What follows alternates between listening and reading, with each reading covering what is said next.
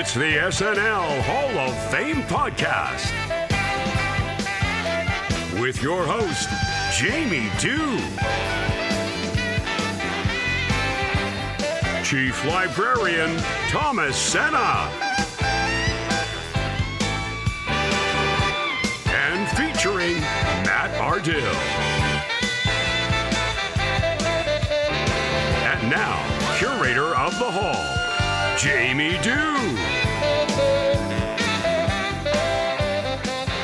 All right, thank you so much, Doug DeNance. It is great to be here inside the SNL Hall of Fame. You may have arrived yesterday only to find that the doors were locked. Well, it's Thanksgiving here in Canada, and that explains that. Because this is, of course, where the hall is located, in my recording studio in Toronto, Ontario, Canada. How are you doing, everybody? I hope you're well. Whoa, hold on. That doesn't mean come inside. You got to wipe those feet first. Now that you're here, the SNL Hall of Fame podcast is a weekly affair. Each episode, we take a deep dive into the career of a former cast member, host, musical guest, or writer, and add them to the ballot for your consideration. Once the nominees have been announced, we turn to you, the listener, to vote for the most deserving and help determine who will be enshrined for perpetuity inside the hall. It's really quite simple how this game works. We invite a guest on to tackle one of our nominees. They build the case for them. You listen, and you ultimately get to cast the vote to determine whether or not they make it inside the hall. This year, we'll be doing things a little bit differently. You will be getting an email if you have registered in the past to remind you to vote, but there is no actual registering to vote this year. You can just vote with your email address and you'll be good to go. So there's that. This week on the program, we have a good one for you. We always have a good one for you. I need to strike that. Can you strike that from the record, please?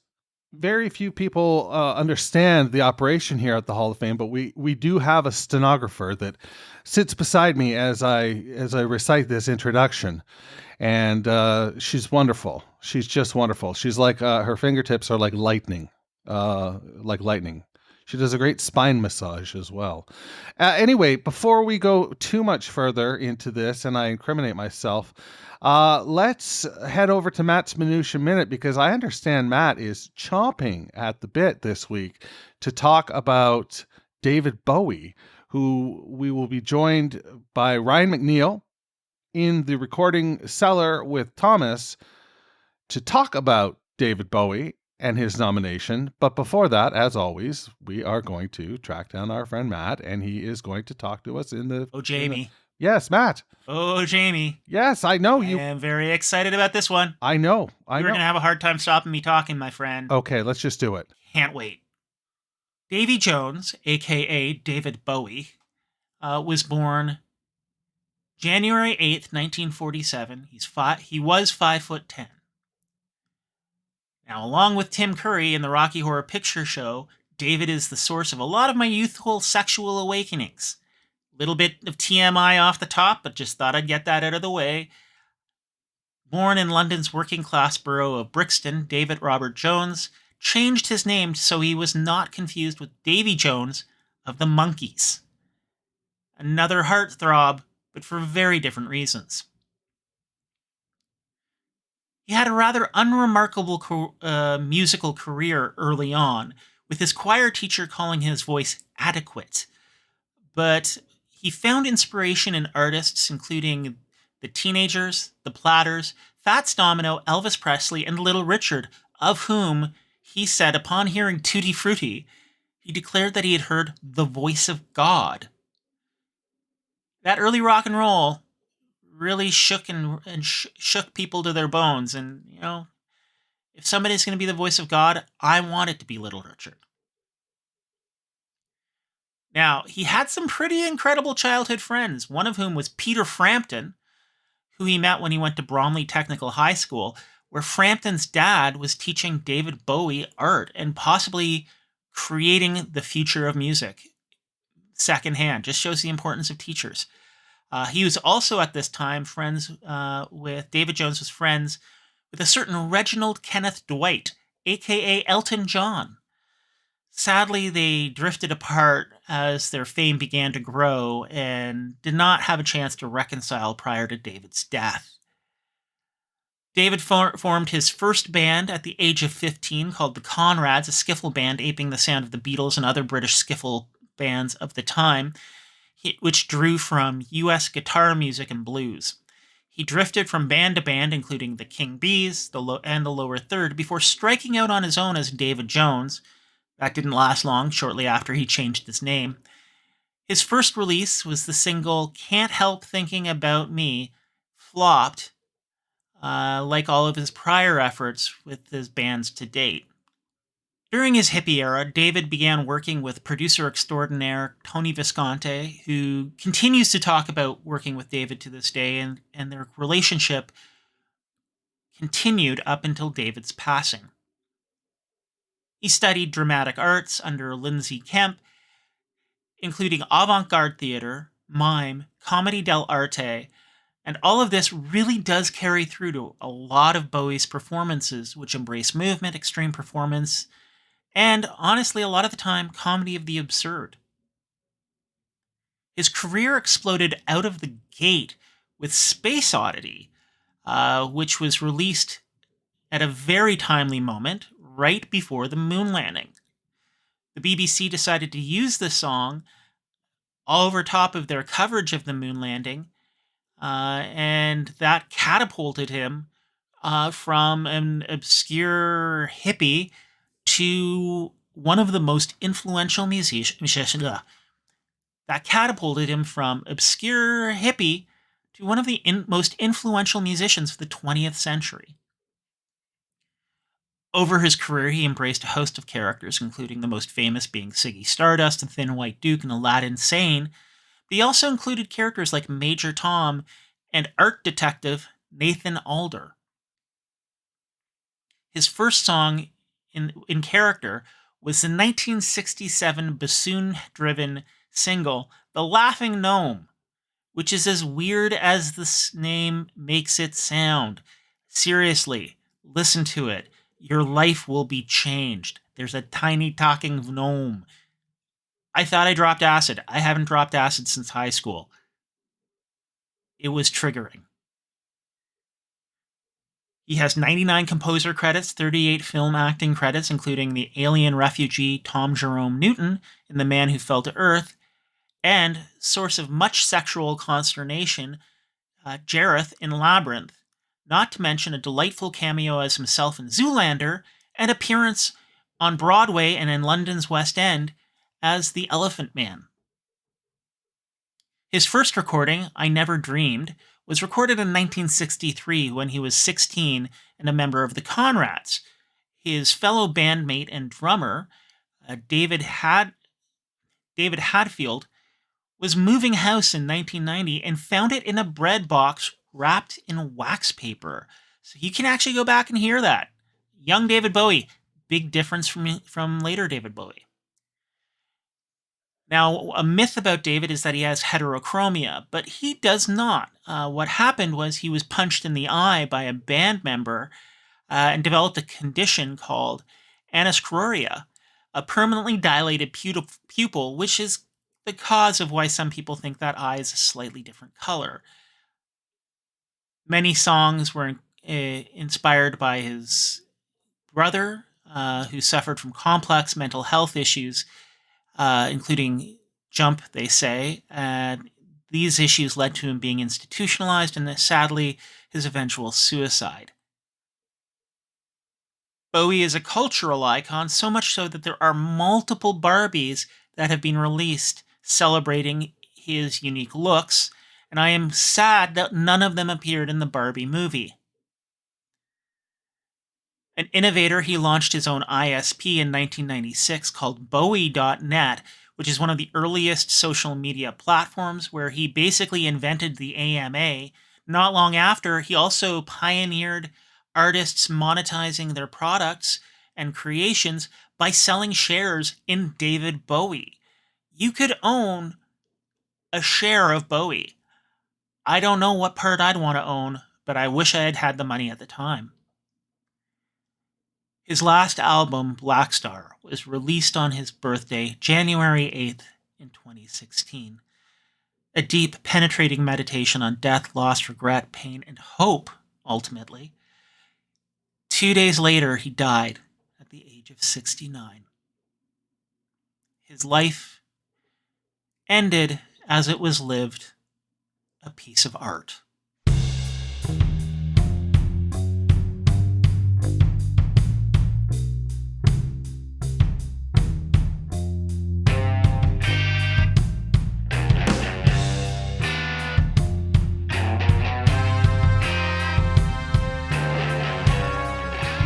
Yes, indeed, Jamie and Matt, thank you so much. I am down here in the recording cellar, and I will not leave until the business at hand is done. Today, we are talking about David Bowie, and here to discuss all things Bowie and SNL with me is a great guest that we've had on. This is his 5th time on the podcast. Do I get a jacket? Well, I see, I think our previous 5-timers have just been okay, Ryan, with like your bragging rights, Right. and they're we could send you business cards if you want something like that. See, I make that joke, and yet I'd say at least a dozen people who have been on my own show 5 times. I have nothing for them. I don't have stickers. I don't have buttons. Nada. I've got people who've been on like 7, 8, 9 times. I don't even not even a gift basket. So I'm just happy for the acknowledgement. Yeah. Well, rest assured, we have nothing for you as well. So perfect. You don't feel the need to pay it forward with this. So Ryan's been on. Ryan McNeil has been on for the Prince episode. He's been on to talk about Justin Timberlake, Bill Murray. Dave Grohl was a wonderful episode. We gotten a lot of great feedback still on the Dave Grohl episode. And Ryan McNeil, host of the Matinee Cast as well, a podcast over 300 episodes now. Ryan, geez, tell me one of these days I hope to get paid. But when we recorded 300 this year, it was wild to think that I'd been doing it as long as I have. There's times my cat every once in a while will make an appearance, so I do apologize to your listeners. My cat makes appearances too. Okay, if they hear Lord Baelish crying, he's crying for nothing really. 300 episodes. There's times where I think nobody's listening, just like any other show. But it's been great. I've met some really fantastic people doing it. I've seen some fantastic films that I might not have otherwise have seen, and it's part of the reason why I got the job I have. I'm not podcasting for a living, but I was able to put myself out there and kind of create a portfolio beyond just my own work of, if you're interested in learning about me, go listen to this, because this is, something I create and can give you an idea of who you're talking to.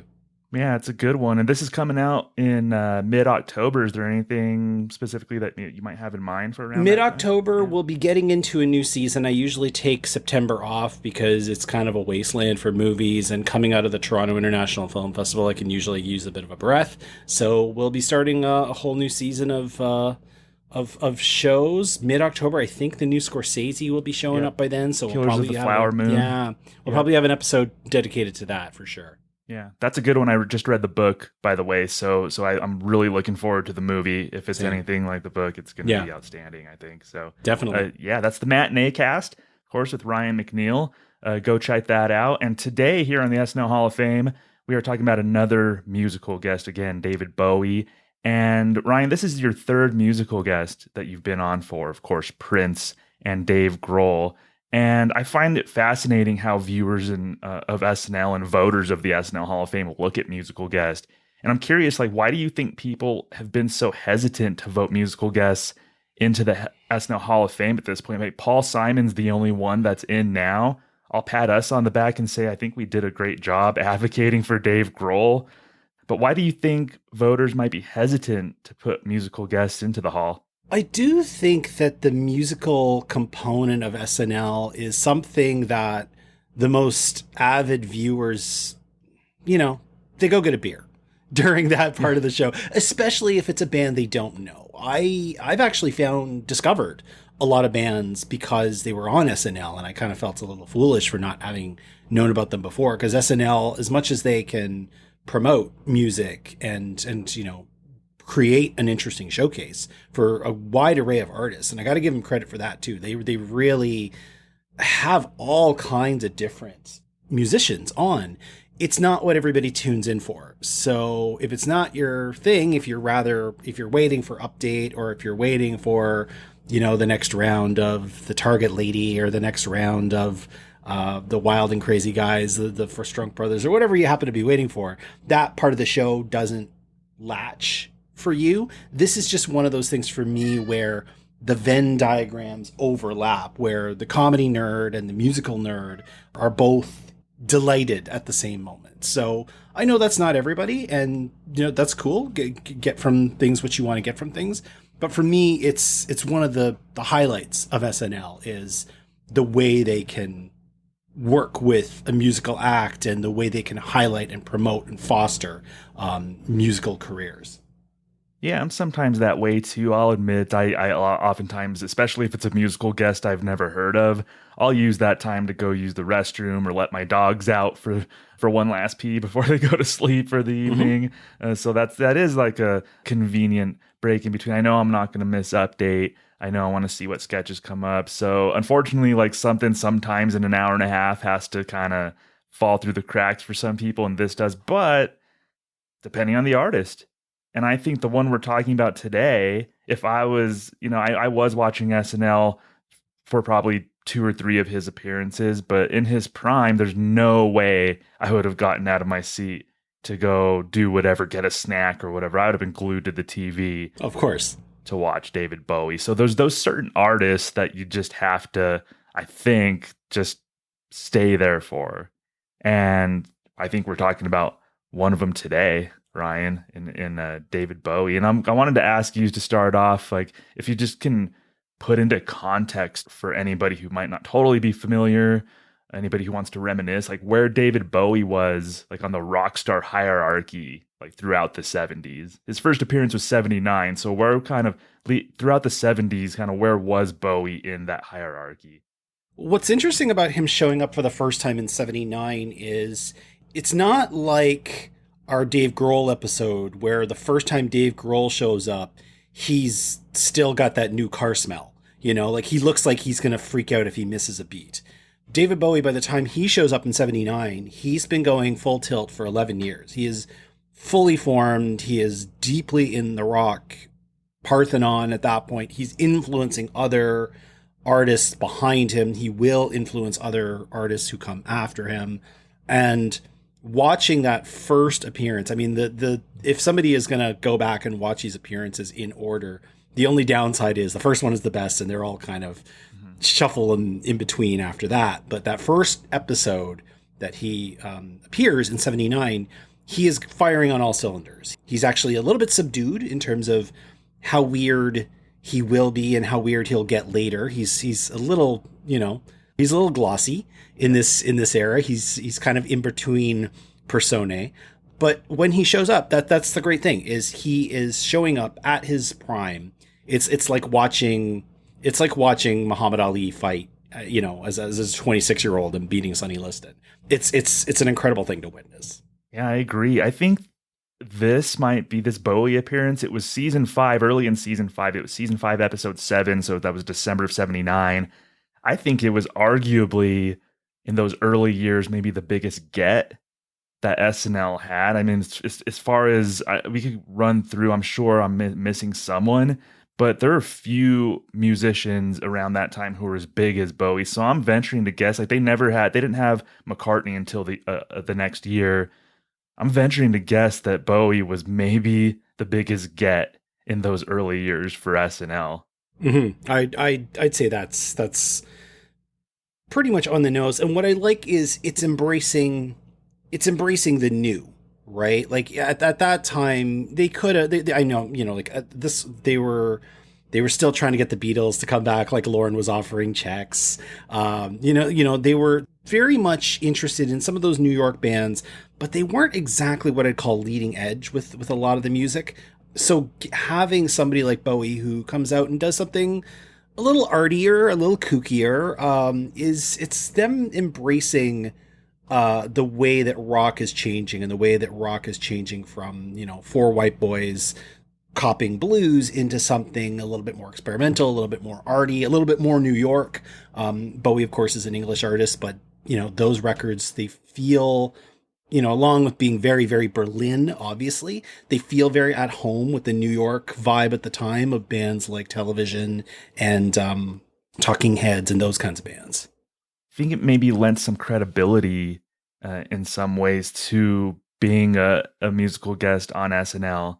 And because before that, we would see a lot of, Randy Newman, of course, Paul Simon, he's buddies with Lorne Michaels. He appeared in those early years, but a lot of it was blues musicians who were great, but they didn't have like the cultural cachet. They didn't pop culturally necessarily like David Bowie did. So this was a great get for SNL. Again, his first appearance, season 5, episode 7. This was in December of 79. This was a few months after he released Lodger. I've never actually heard anybody say this. I always call it name Lodger. Out loud. Yeah. Well, I've always called it Lodger, so we'll go with that. He released Lodger a few months prior to this. The host was Martin Sheen, so we could delve in. Unless you have anything else to say about Bowie in the 70s, could delve into this first appearance. No, let's go for it. I could, we could be doing a whole other show. Sure. If we were doing that, but Lodger, it's a great place for him to be showing up. It ends off his Berlin trilogy. As I said, it's him very, very much in his prime. He's gonna kind of take a weird and interesting wander after this, but it's a great place for him to show up. And the first song that he did was not from that album. It was The Man Who Sold the World from the album The Man Who Sold the World. What did you think of this performance of The Man Who Sold the World?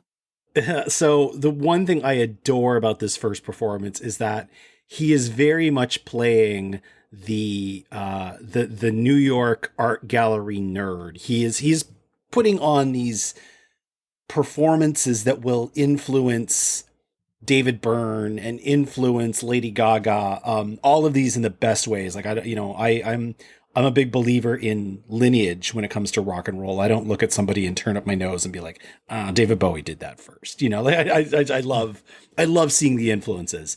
Yeah, he does this very cool installation art performance. Kanye will cop to this later on, where he's in this huge suit and he's basically like almost wheeled out, although he's carried by these two aliens who are completely those spooky looking guys who also served as the backup singers. who are completely blasé about all things, but they carry Bowie out to the microphone like they're wheeling out Hannibal Lecter. And he starts out like that's kind of a flex. He's like, I'm going to start with something I did a while ago. I'm promoting a new record, but I'm not going to start with that. I'm going to go back and remind you why I'm here. And he slays, as he always does.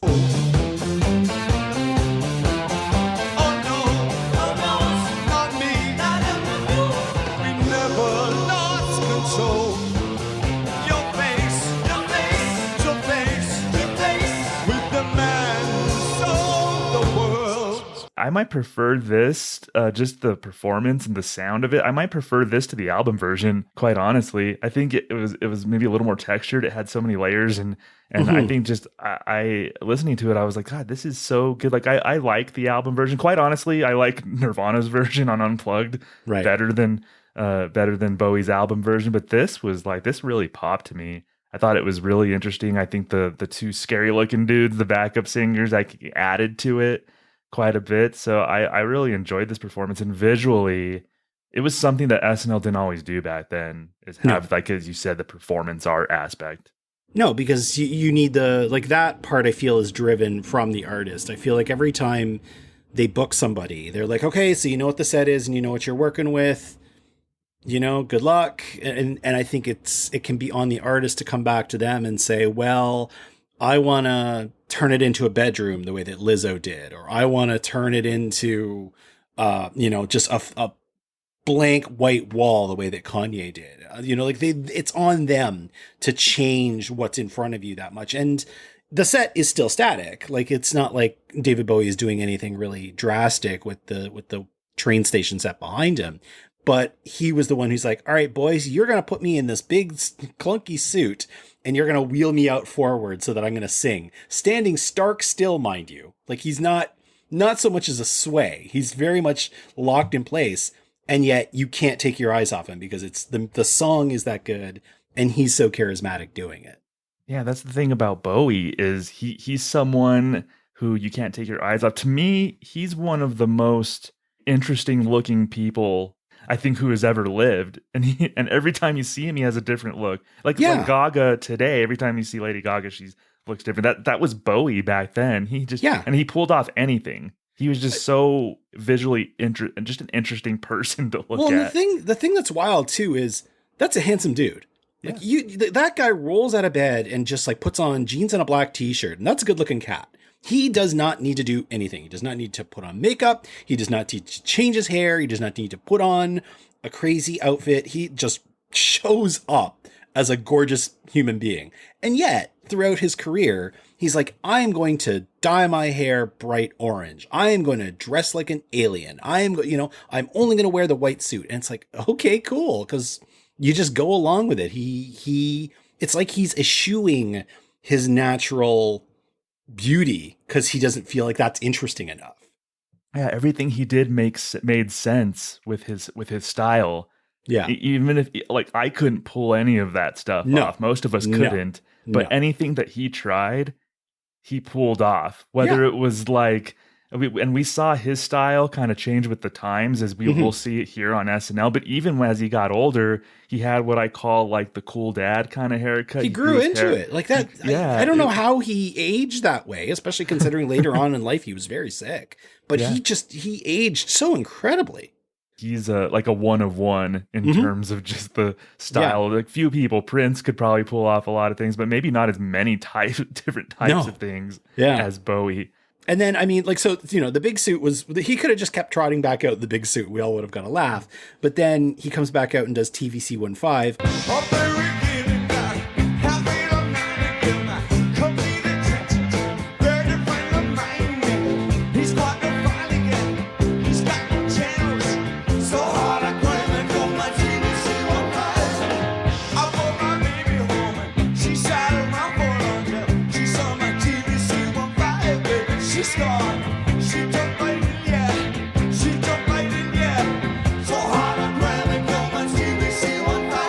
Again, not off the new record. So it's like, I have something out, but I'm not going to sing about that right now. It's like the opposite of a concert where they start with 6 new songs before they get to the stuff you love.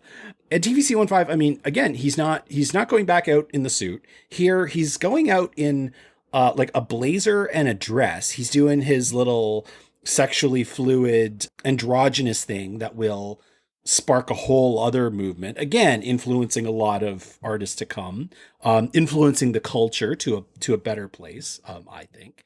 So he's out there, he's kind of dressed like a glam schoolmarm, and now the aliens are bored. Now the aliens are reading the newspaper, and what's the other alien doing? The other alien is walking his dog. Yeah, there's a little poodle with the TV. With the TV in its mouth. So it's like, okay, we gave them the suit and that worked, but we can't give them the suit again because they won't buy that. What else can we do? All right, let's dress me somewhat in drag, not fully in drag. And you guys just act bored. Just act aloof. Sing when we need you to. Trade the newspaper and the dog, and that will work. Yeah, and everything that happens makes sense. Everything that he wears makes sense. It just... Given who he is, all of this weird stuff on stage makes sense. Yeah, you gotta tip your cap to that. I love it. That was TVC 15 from station to station. So we're not even getting anything yet from his new album. But the third song, which by the way, pretty cool. They let him perform 3 songs. That didn't always happen. They don't do that. Yeah, they don't. Yeah, I know. That's usually a sign that they're really happy that you're there. when they give you a third. I can only count on like a very few instances where they give you a third. They still do. Every once in a while, they'll give you a third song, but it's really, really rare. Sometimes I think it's because they're light on material. Boys Keep Swinging. I mean, as you know, just when you think he's fired the gun empty, Boys Keep Swinging is wild. It starts out so normal. It actually starts out like the Nazi boys singing in Cabaret, where it's just from the neck up. And you're like, oh, this is pretty. And then this shot reveals and you're like, oh, it's a little Nazi boy singing. That's not what David Bowie did here. That's in Cabaret. Watch that movie. It's an incredible movie. And when that moment comes, it's horrifying. No, in here, David Bowie is singing from the neck up and you're thinking everything is normal. Heaven loves you. The clouds part for you. Nothing stands in your way when you're a boy. Clothes always fit you. Life is a pop of the cherry when you're a boy. When you're a boy, you can wear a uniform when you're a boy. And then the shot pans down and he's basically composited with a marionette that's being shot off stage. And he's like following the marionette. He's not just sticking in place. He actually can see what the puppeteer is doing with the doll and how it's making it dance. And his head is following it. People can't see, obviously, because it's an audio medium. But his head is like bobbing back and forth, or his head is, bouncing along with the puppet. And it's just such a delight to watch. Yeah, it was jarring. And so you're saying, I was trying to figure out how they were doing this. And so the marionette was on a different, so Bowie was on the stage and the marionette was on a different stage. It's kind of hard to figure out exactly how they're doing it. I was trying to figure it out. Yeah. But like Bowie can clearly see what the puppet is doing in real time. So I don't know if one camera is pointing at him in front of a green screen and another camera is pointing at the puppet and they're nearby, but they don't happen to be on the stage with the band. That may very well be what it is, but they're definitely aware of each other. They're definitely in proximity to the band. That's one where I would love a shot. I'd love a behind the scenes shot where I can see how they did it. Cause it's also, it's really low budget. It's not, it's not any kind of like Avatar trickery here, This was 1979. Yeah. So it's something you could probably do with your phone. But it's delightful. It's so kooky. It's all hanging on a song that's like not exactly one of his bangers. You got to go like 20 songs deep or so, or 30 songs deep before people start talking about Boys Keep Swinging. But the song slaps. The performance is amazing. He finishes off his little gallery residency and, shows SNL how it's done. I would have loved to see, like you said, I would have loved to know what this looked like to the studio audience to be there. But Bowie was just so perfect at coordinating his movements with that marionette and turning it into a cohesive thing. That's impressive. In 1979, I bet people were watching going like, what the hell? This is awesome. I was watching it today going like, this is so fun to watch. Yeah, it's wonderful. Do you think that these performances on SNL like captured Bowie's late 70s essence? Like, do you think fans got what they wanted with these performances? Yeah, absolutely. Like, this is back in the day where seeing a band only ever, if you either went to a concert if they came near your town or you saw them on TV, like there was, there was no YouTube, there were no videos, like you, and not only that, but there were very seldom like reruns, right? Or you had to, it was appointment television. You had to be on the living room floor, or you had to be on the couch at midnight on Saturday night, Sunday morning to see these things. So, if they, I think he may have even thought of that, that at the time when people are seeing bands on television, that they are making a point to see them, because this is long before TV was just company in the room or like, God forbid, a second screen. If something was on, you were generally watching it with intent. So he probably thought, if somebody's watching me with intent, I want to give them a show. I was really impressed with all three of these, visually and the songs too. Everything kind of gelled. And so that was like right under the wire as far as like him getting on SNL in the 70s. That was the second to last episode of the entire decade. So he went the entire 80s without appearing on SNL. Which is weird because his music, like we talked about this with Prince, like Prince took a really long wander in between appearances, but Prince also took a really long wander with his career. Bowie in the 80s was very, very poppy, very much more FM radio. Like his songs were a lot slicker. He wasn't doing the arty, weird, alien, I'm going to dress in a giant suit while the aliens are bored behind me thing anymore. He was doing something much more commercial with songs like Let's Dance and Modern Love and those kinds of things. Love them, but they feel much more like they could have been done by just about anybody. But the thing is, they suit what SNL was doing in the 80s very much. So it's kind of interesting that he never showed up for any of that. Yeah, I'm surprised. What Let's Dance, the album came out in 83? Thereabouts. So I think he would have been a great fit on there. And there's well known, I mean, Modern Love, Let's Dance, China Girl, Cat People. Like there was some really beloved songs. Yeah. Off of and he was touring. He was big. Like Mm-hmm. it wasn't like he was being that guy in the cabin off in the woods. That would come later. But he was around, he was doing stuff, he was touring, he was, doing duets with Mick Jagger. For whatever reason, he just never showed up. I think especially with that album too, I think he adapted to like the 80s sound. He made it Bowie, but he still fit into what the overall vibe was of that time. And maybe it's always Ebersol, cool. I don't know, maybe Ebersol didn't love him. I don't Could be. I mean, it's always cool to talk about Bowie's fans because everybody has like their era of Bowie that they love. Stones fans, it's kind of same sort of thing. People love 60 Stones, people love 70 Stones. There's a lot of people who swear by 70s Bowie, and then everything after 1979 is trash. Or there's people who came in much later and find those 90s records really, really interesting and really, really wonderful, and anything before or after that is weird. So it's Bowie's that's one of the things that I love about him, is that because he's got all of these movements like an artist, like you can see he's very, very much inspired by the great artists who had their movements. He lends himself to people coming in and out of his work at various points. Yeah, where do you find yourself on that spectrum of preferences? Does it vary just by what mood you're in? It does, actually. I really clung to him in late 90s, so I have a soft spot for some of those late 90s records that we're going to talk about in a second. Mm-hmm. As time went on, I grew to appreciate more and more of, I then like jumped straight back to the 70s stuff first, and the 80s stuff kind of took a minute with me. I have a bittersweet fondness for those last two records just because I found them so intricate and unexpected. Like he had, as I mentioned, he'd been gone for quite some time, and I'd actually kind of squared myself to the fact that he may be gone permanently because it'd been so long with him not doing anything until, of course, he was completely gone.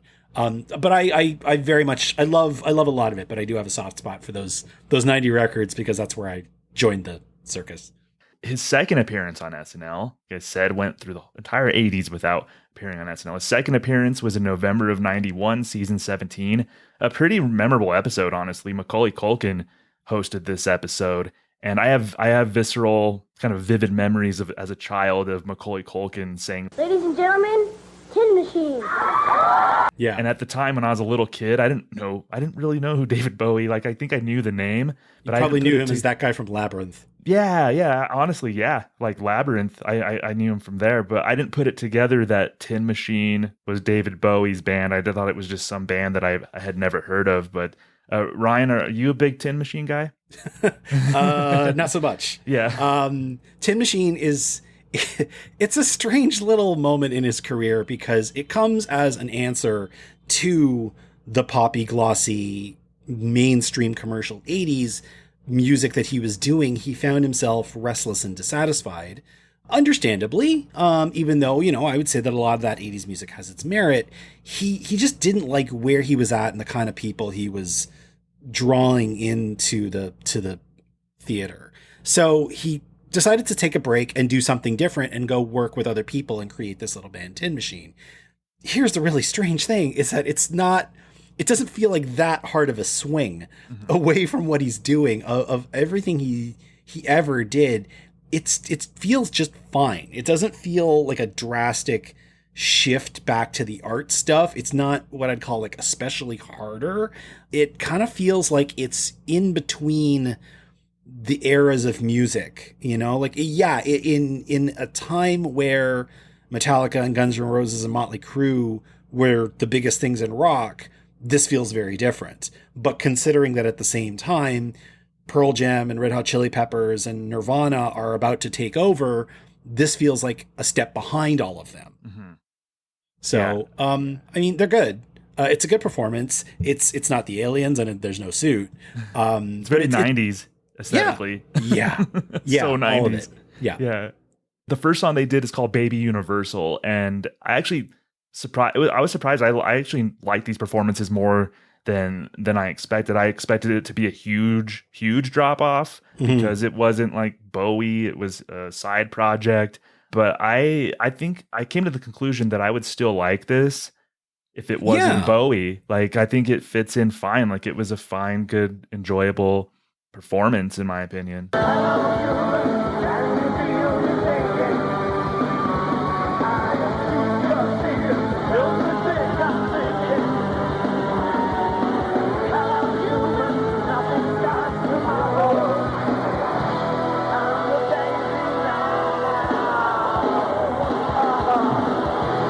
I mean, I'm curious for sure. I'm not thinking that I feel sad that I missed it in its moment. There's a lot of stuff that I was really late to the party, and I'm like, why wasn't I listening to this then? This is not one of those moments. Right. I'm like, oh, cool. I've got something new that I can find out about. He's very styled in this. You know, he's not doing the arty weirdo. He's very, very much, a handsome dude in like leather jackets and sharp collars and that kind of thing. What is it, mid to late 40s around this time? 1991? Late 40s, thereabout, the mid 40s. So he's like a cool guy who's in his mid 40s in the early 90s. Yeah, and he wears it well. Yeah, it's what I thought was cool about this too is it's really awesome to have this band documented in the landscape of SNL. Like, that's one of the things I like about this show is that it's around for a lot of these moments that are interesting experiments that people may forget about. Like, correct me if I'm wrong, but there is an episode where the musical guest is Chris Gaines, right? Yeah, well, Garth Brooks hosted and the musical guest was Chris Gaines, yeah. If you tried to explain that to somebody now who was not around at the time, it would seem bananas. And yet it's like, no, it's right there in the archive. Go watch it. And it's a perfect snapshot of that time. Yeah. Too, and we're thankful that it's there. Yeah, for sure. And I would have to say Tin Machine, I mean, they're good musicians too. David Bowie got Tony Fox sales, Hunt sales, and then Reeves Gabrels, he's in the Rock and Roll Hall of Fame as a member of The Cure. And Reeves is going to play with him for a while too. Yeah. So it's kind of neat because you're seeing the beginning of a relationship. Yeah, it's really neat. And their second song, to me, I think the vocals especially sounded more classic Bowie. Yeah. The way he was singing, his inflection. Yeah. The song's called If There Is Something. Takes me right back when we were young. So you practice giving to the air. Watch them fall down when we were young.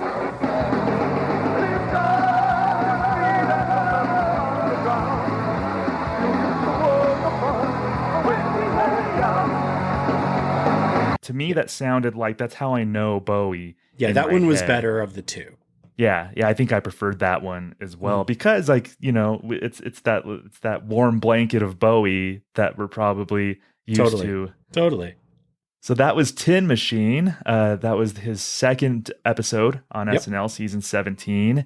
And then we go about 6 years before the next one, 1997. That was season 22 in February of 97. He's promoting Earthling, which was released about 5 days prior. Yeah, tell us about Earthling. You said you started liking around this era of this Bowie. Is very much where I show up. So I had found myself very interested in the record that came before, Outside. And that was kind of my gateway drug to Bowie. I started listening to old Bowie around that time. Became very, very interested in him as an artist, his looks and whatnot, and listened to the older stuff. So this was, the first one that it dropped, and I latched right away. I was lucky in that this is where I got to see him perform a show. Oh, wow. And he was performing this record mixed in with his older work. So I have a soft spot for this record. It is very late 90s. Yes. It is very, very, grunge is over, electronic is taking over. To me, it sounded like The Prodigy. Like yes. this song Little Wonder, Yeah. the first song they performed, I got Yeah. the vibes of The Prodigy, which is Absolutely. total late 90s.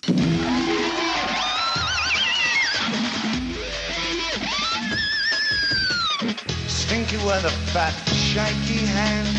Don't be mourning, doc, grumpy nose. Little wonder then, little wonder. You, little wonder you. Big screen dolls, tits and explosions. Sleepy time, tan. Little wonder then, little wonder. You, little wonder you. It begins with this beautiful drum lick, which unfortunately is a drum machine. The drummer is just sitting there waiting for his turn. and when the drums come in, they're fantastic. But it's amazing that this really quick and steady drum line is a machine. Bowie is kind of reminding you again of his Aladdin Sane time. Like he's got the bright orange hair again. Again, he's very, very, his look here is very like sharp and demon-like. He's got this big collar. He's got this very 90s goatee on his chin. Yeah. But again, this could just be me talking fondly about the era where I walked into. It's incredible. It's wonderful. It's powerful. It's strong. Mm-hmm. It's loud. And it's very, very interesting. Again, he's not trying to style up the performance. That I found a little bit weird, because this era he was wearing this really great Union Jack coat at the time. If people find the cover of Earthling, he had this really great coat around the same time that the Spice Girls were wearing it as a dress. It was a very, very big time for England. So, but he didn't wear that on SNL, even though he was wearing that for some of his concerts. And it's fantastic.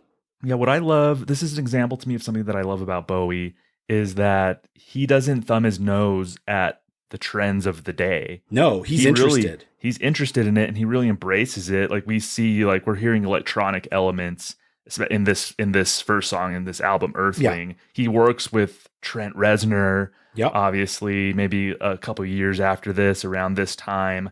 So I love that he embraces. This was around the time he was he was touring. He was touring with Trent. Yeah, the tour before this. Yeah. Yeah, so he's embracing that stuff, and I love it. He's not one of the old school guys who's just sticking to what he knows, and everything in my day was great and everything now sucks. Yeah. Like, I love that he embraces new things in music. I mean, he was friends with John Lennon, and John had that too, right? Like, John was always interested in doing new and interesting and different things. So it's it makes sense that the two of them would be cut from the same kind of cloth. Yeah, definitely. And the second performance here, it's a throwback. He gives older Bowie fans something that they love. He performs Scary Monsters. She was tired, can't I beat? When I looked in her eyes, they were blue, nobody home.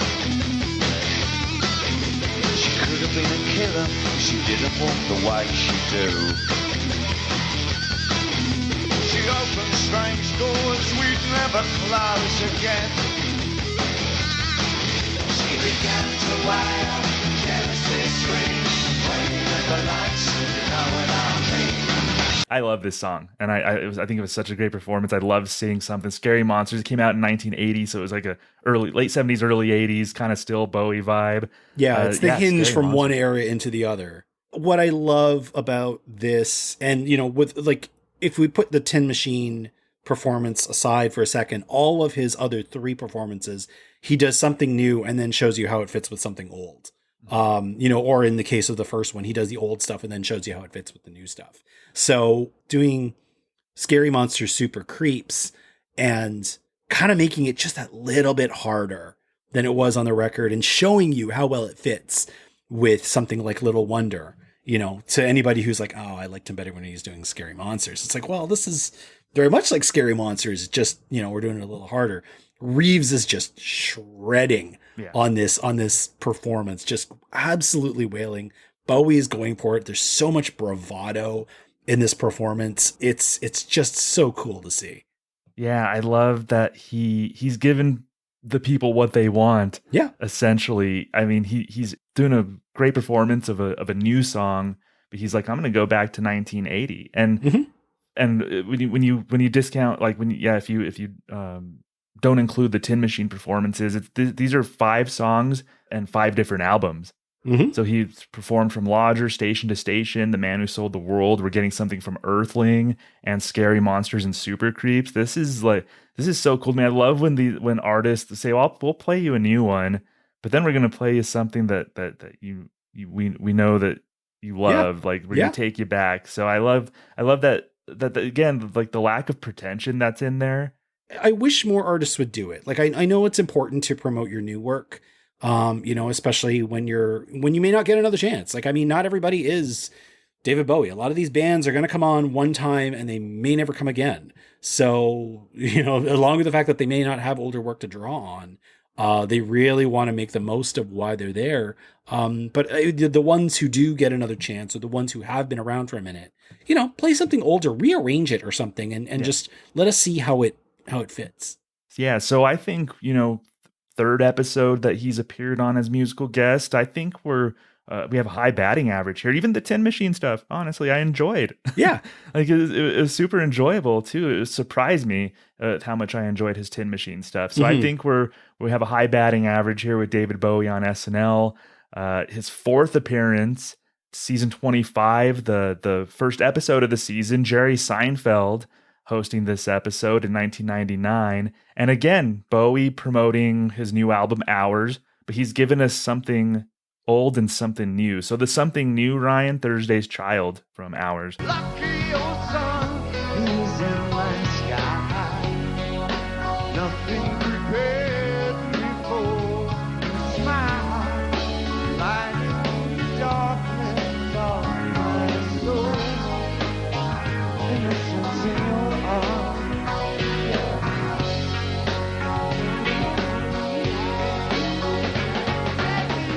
So Thursday's Child, I actually kind of love. It's nothing complicated.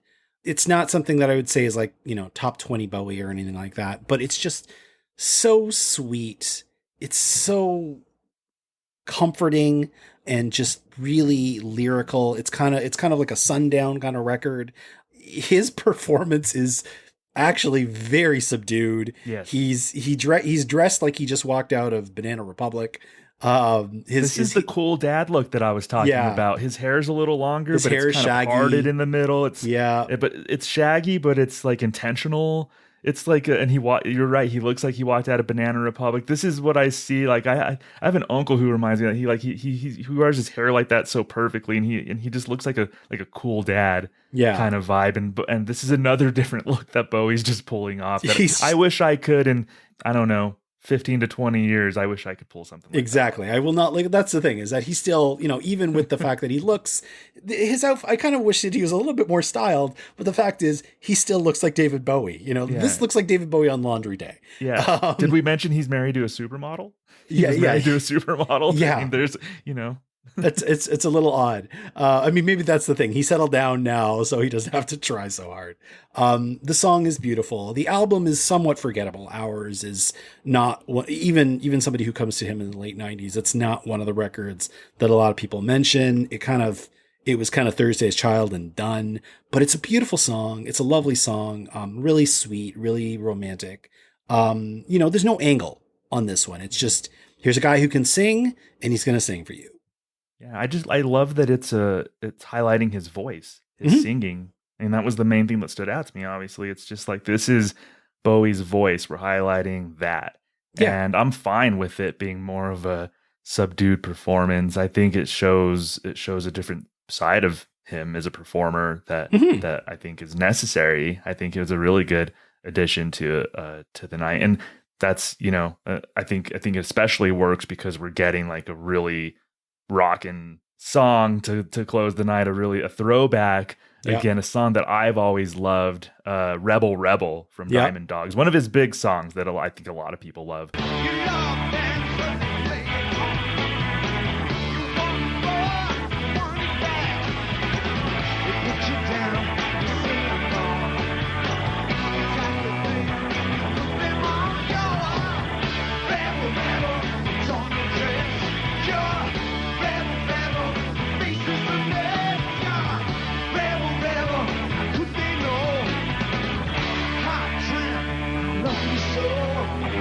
This is usually one of the showstoppers.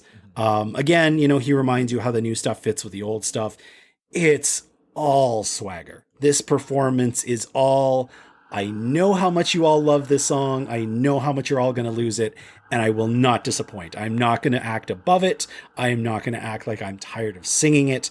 I'm here because I know you enjoy it, and it's wonderful. He even kind of like cozies up to his bass player for the lines, like, not sure if you're a boy or a girl. Hey baby, your hair's all right. She's a bald woman of color, so of course there would be kind of that fluidity to her appearance. And anytime a woman's hair is bald, it's I love your hair. No, who cares if your hair is bald? It's great to see him reinterpreting those lyrics in that kind of way. And I think what I love about it the most is it shows that, we started with the dog and the TV in his mouth, and we started with the puppets, and we started with the aliens. Like, we started with arty shtick. But the reality is that even if he didn't use the arty shtick, if he just went out and sang Rebel Rebel, or if he just went out and sang Man Who Sold the World, it wouldn't have mattered, because the thing is, the work is genius. So you can dress it up and you can have fun with it, and you can give your audience something more. Because you want to, and you want to create, and you want to find and build these little lasting moments. But if you strip it away and the work is still genius, it doesn't matter. It still holds. Right. And if he did the arty shtick in 1999, like he was in the 70s, it probably wouldn't have come across as authentic, because that's not where he was as a creative person and in his life, probably in the time. That's just not what he was interested in. So if he just forced himself to do the arty shtick, it probably would have fallen flat. I think if he wasn't like as invested in it. I want to see him be authentic to himself. Yeah, I mean, he will still keep calling back to those earlier records on the records to come, like stuff that he wouldn't even play on SNL, like records like when he will later get to Heathen has a lot of callbacks to, other singers. Like, he does covers on Heathen, but he calls back to a lot of his Berlin albums. Certainly later on, when he will do The Next Day, The Next Day is a callback to kind of his whole career. So he's going to keep cover on The Next Day is a callback to Heroes. Because it's just a box that says The Next Day over the Heroes album cover. Yeah, so he's going to do that, and he will continue to find the way that the new work can be informed by the old work, not copying the old work exactly. Like, he's not, as much as I love the Stones, he's not doing the Stones. He's finding new ways to add chapters to those earlier stories without necessarily needing to dress in the white suit or dress like the alien or get in the dress. It's an interesting, it's a very mature approach to rock and roll and to, art pop. Yeah, I agree. And we see it here, his relationship to older material in 1999 with Rebel Rebel. This was a song, I don't know if you saw this tour, but this was a song that he hadn't played for like a decade. And he decided to start playing it again on the tour. And you mentioned, like, it's one that really gets the crowd excited and going. He decided to reintroduce it to his set list. I guess he took out the Quaaludes reference in the song. Maybe that's why he had a tough time performing it. But I guess from what I read, he took out the reference to Quaaludes in Rebel Rebel once he started performing it again. But that's just something that, he took a song, he maybe saw an aspect that he didn't love about it, but then he made it work again. He's like, hey, I want to perform this again.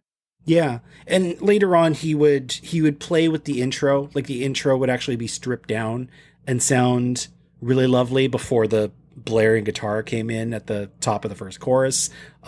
He was always interested in doing that and kind of leaving some songs behind and bringing them back in. And, he was never the guy who was like, I don't want to play that anymore ever. He got tired of things and he needed to find them again. But he always found his way eventually, even down to stuff like, even down to some of that stuff like the 80s stuff that he was trying to get away from with Tin Machine. By the time I saw him again in 2003 or 2004, I think the concert was, he was starting the shows with songs like China Girl and Modern Love and those kinds of songs where it's like, I kind of thought you were ready to put all this stuff in a box. Man, I wish I could have seen him. I'm like jealous. You're telling me that you've been able to see him 2 or 3 times? Two times. And one of the first one, I got really, really, really lucky. The first of the 2 times was in a club of about 1,500 people. And it was completely because I met the right person at the right time and they had a ticket. I got in good and close and had a transformative experience watching David Bowie in that kind of room. I'm really, really lucky, and I always count myself really, really lucky that I had that experience. Gosh, yeah. I used to go to the Coachella Festival I think I've been 6 or 7 times, and I used to spend time on the Coachella message board. And one of the topics every single year when Coachella still, they were less electronic and poppy and more, they would book more indie and not necessarily, not like David Bowie's indie, but he appeals to those sensibilities maybe a little bit more. But that was always the one artist who everybody would request and want to headline every single year is maybe this is the year that we're going to get Bowie. This is the year. You think Bowie's going to headline? It never happened. I always thought that maybe that would be the chance I had to see him. But how was he as performer? He was incredible. He was touring. He was touring Earthling. He was mixing the set really, really nicely. Like he started the set with Quicksand and it was just him and Reeves, and Reeves was playing an acoustic guitar to start the set. And then, things would come and go. He was playing very electronic at the time. So some of these songs sounded like they were a little bit rearranged. But it was fantastic. And he's, I like the set list is kind of blurring in my brain right now, but it was just, trial by fire for me and just kind of very overwhelming. I got like one of my favorite concert photos I've ever taken is from that show. So I'll send that to you after we're done. Yeah. And maybe you want to include it in the show notes because it's a pretty good shot. This thing that's interesting as well about Bowie that, where maybe we should leave off is after this moment. So from 99, he's got about another 4 years of an active career. And then he's going to go away for 10 years. He's going to go away for a very long time. And nobody would ever actually really know why. He would show up. He was around. It wasn't that he was reclusive or it wasn't that he was, we know he was sick, but he wasn't so sick that he couldn't go out. He would show up at things like Fashion Week or gallery openings in New York. He did a little, he would do little movie cameos and stuff like Zoolander and The Prestige, of course. Mm-hmm. But he didn't record. He went from like 2003 to when was the next? I think the next day was 2013. Yeah, that's a 10 year. And I was very much under the impression of Bowie is gone. I'd like certainly after like you get to 6 or 7 years of that, I'm like, he's just done. He wants to do other things. He didn't make a formal announcement. He didn't say I'm retired or anything like that. It was kind of part of the mystique of where'd David go? So it was a very strange thing to see. We all just kind of shrugged and be like, well, he's off living his life. And then, he would come back for this very brief little curtain call right at the end of his life. Yeah. The last 3 years of his life. And in the case of his final album, literally the last week of his life. And then off he went into the stars. It was a really, really surreal thing to live through as a fan. And, and it's interesting that SNL ends its relationship with Bowie right before that little sabbatical. Yeah. And I guess from how you're describing and how I'm remembering the arc of his career, it does make sense that 99 was his last appearance on SNL. And I remember when the next day came out, it was a shock, like amongst me and my music nerd friends.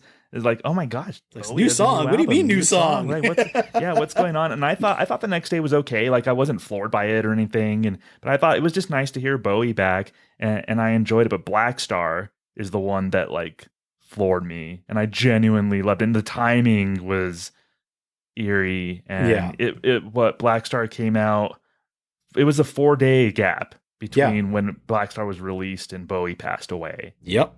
And it almost sounded like Bowie was intentionally giving us this thing because he knew that he wouldn't be here much longer. I'm reasonably sure. Yeah, I'm reasonably sure he knew. There are Easter eggs all over that thing.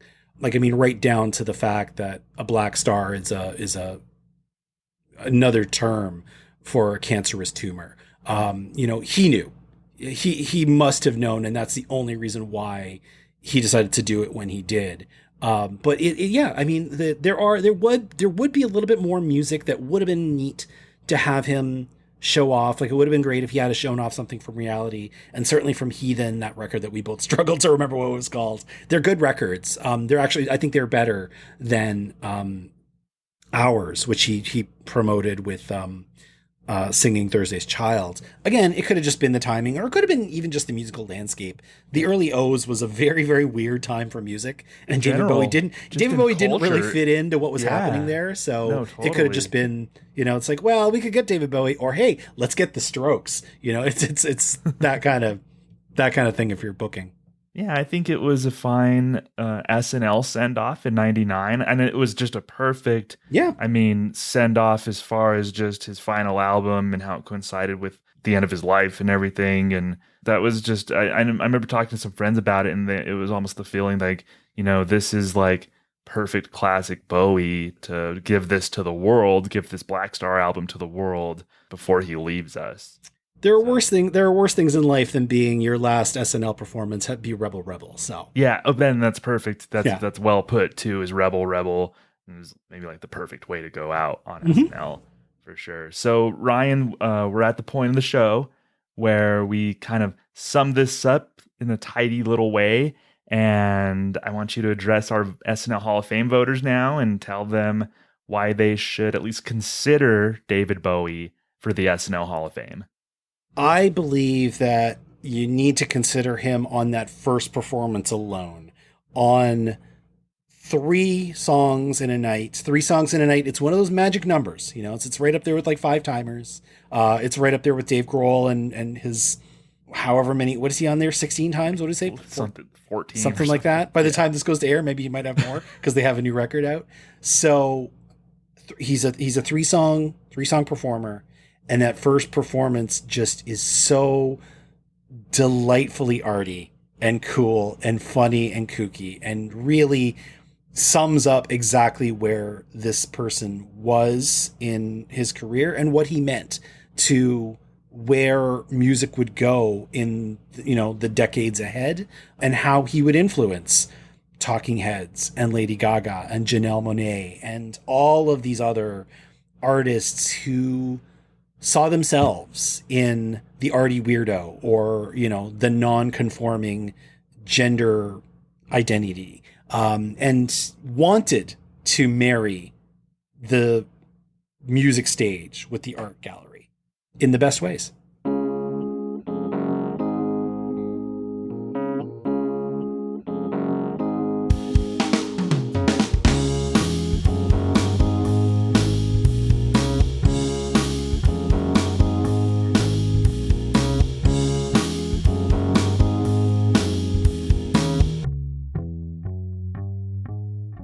It always throws me, man. That bass breakdown, it always throws me. But there it is. That's Ryan McNeil, friend of the show, 5-timer, and eloquent speaker. Between him and Matt, I feel like we have a very good sense of, Bowie, both his career and his impact that he had on SNL.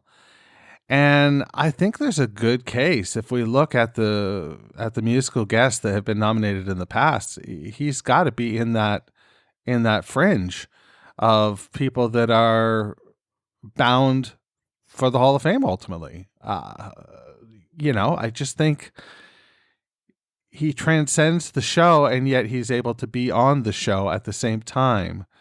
It's a big thing, and I'd like to see if he can make his way into the Hall of Fame. But that's up to you. That's how it works. It's not up to me. It's up to you. And I hope you take into account everything that you've heard thus far. But if you need any more of a nudge toward Bowie and his validity, then look no further, because I've got a great track for you right now that I'm going to share. This is David Bowie, the man who sold the world, on the SNL Hall of Fame podcast.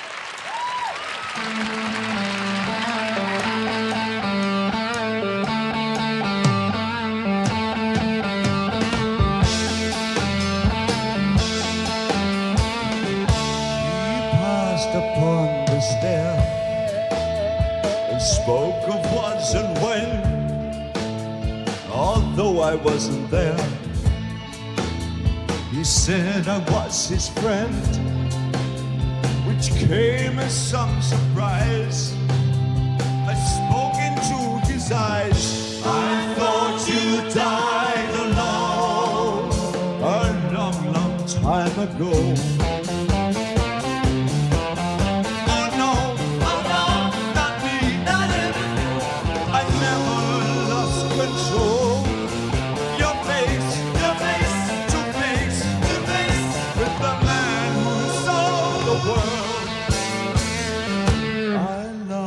Shook his hand. I made my way back home.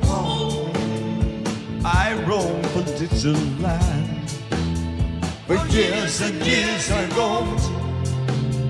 I gazed a gazely stare at all the millions here. We must have died alone a long, long time ago.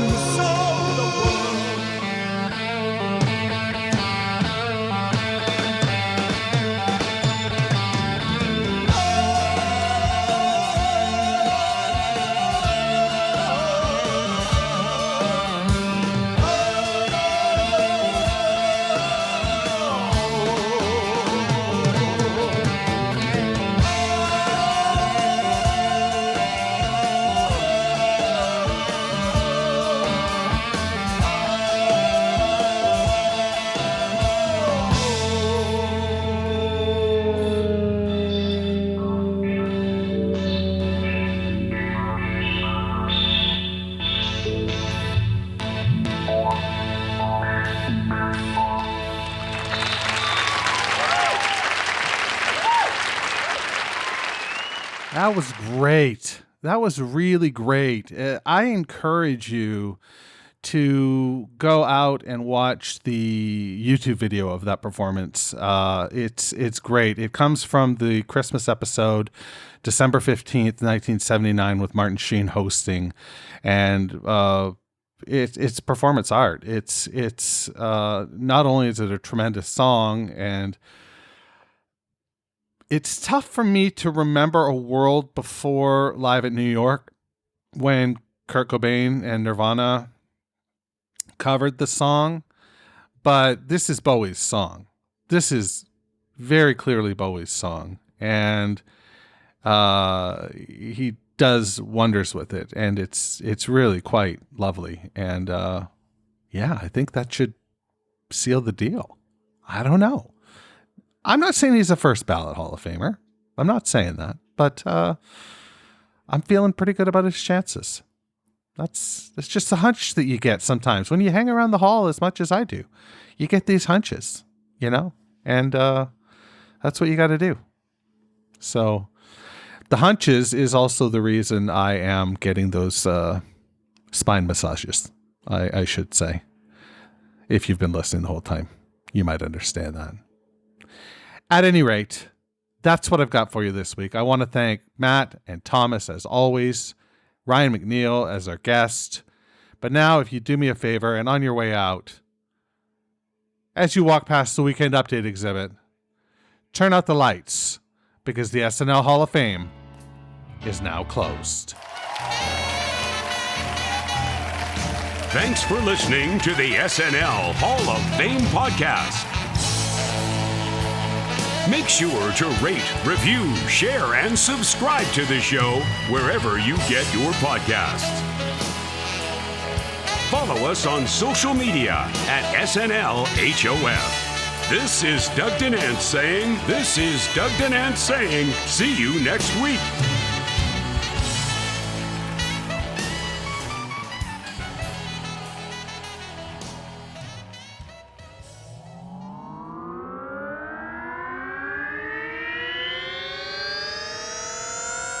To